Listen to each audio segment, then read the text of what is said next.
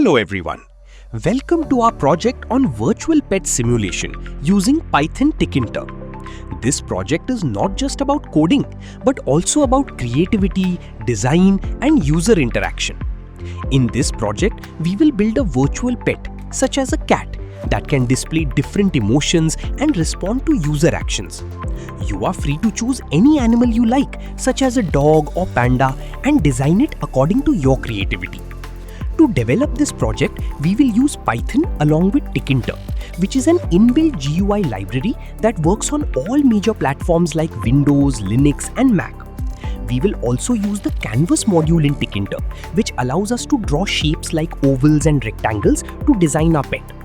These shapes behave like objects, making it easy to move, modify and animate different parts of the pet. An important concept used in this project is the state, which helps us manage different moods of the pet, such as happy, sad or normal. Based on these states, the pet will display different expressions and behaviors. The actions of the pet will be linked to user interactions, especially mouse events.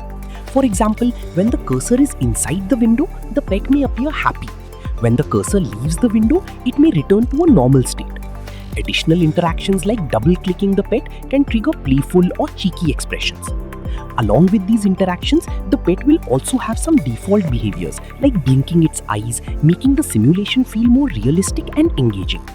The Canvas module plays a key role here by allowing us to group and control multiple shapes easily, enabling smooth animations and dynamic design changes.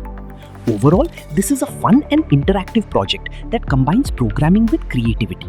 It helps us understand GUI development, event handling, and basic animation while giving us the freedom to design and customize our own virtual pet. Thank you.